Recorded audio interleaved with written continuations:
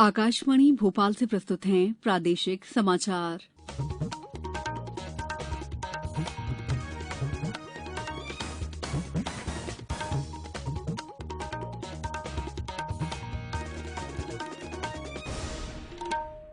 नमस्कार, समाचारों के साथ मैं दीपा सिंह।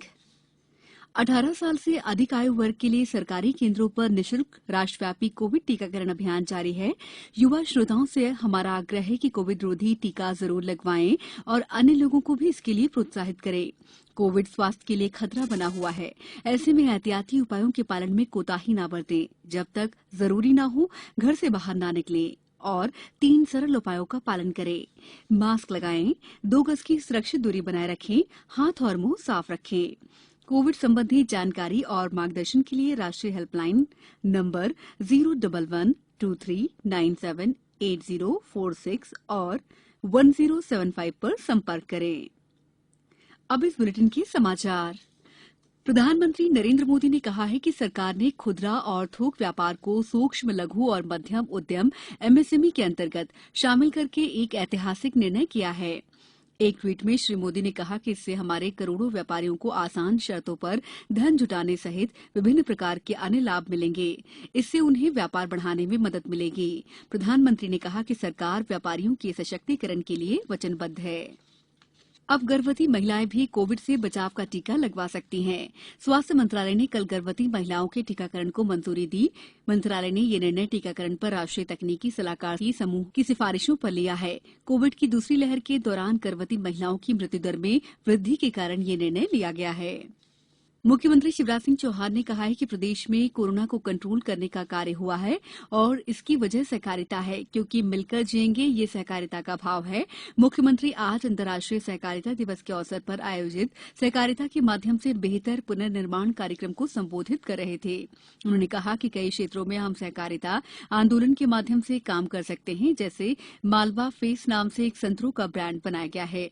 किसान संतरा बेचेगा, नीमच का लहसुन, बुरहानपुर के केले, अमरकंटक की औषधि, अलग अलग जगह इतनी चीजें हैं। हम कुटीर उद्योगों का जाल बिछा सकते हैं।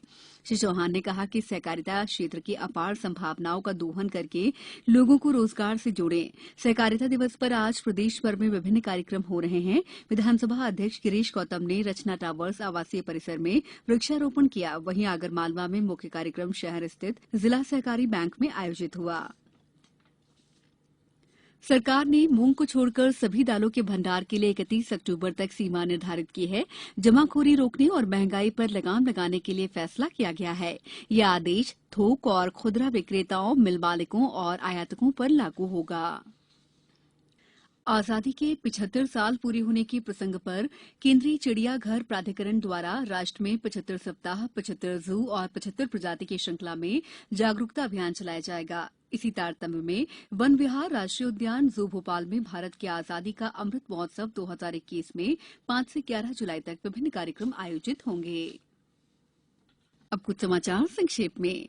प्रदेश में चलाई जा रही टीकाकरण महाअभियान में आज कोवैक्सीन और 5 जुलाई को कोविशील्ड के दूसरे डोज के लिए विशेष अभियान चलाया जा रहा है। मुख्यमंत्री कोविड-19 बाल सेवा योजना में अभी तक 597 बाल हितग्राहियों को आर्थिक और खाद्य सुरक्षा प्रदान की गई है। आगरमालवा जिले के सुसनेर स्थित शासकीय स्वामी विवेकानंद महाविद्यालय के अधोसंरचना विकास हेतु प्रदेश के उच्च शिक्षा विभाग द्वारा 3 करोड़ 53 लाख रुपए की स्वीकृति प्रदान की गई है। शिवपुरी जिले में सुल्तानगढ़ वाटरफॉल, भदैया कुंड, मड़ीखेड़ा बांध और टुंडा भर का भूरा खो पर आम जन का आना जाना प्रतिबंधित कर दिया गया है। बुलेटिन के अंत में आप सभी से एक अपील, मास्क और 2 गज की दूरी, हाथ धोना भी है जरूरी। नमस्कार।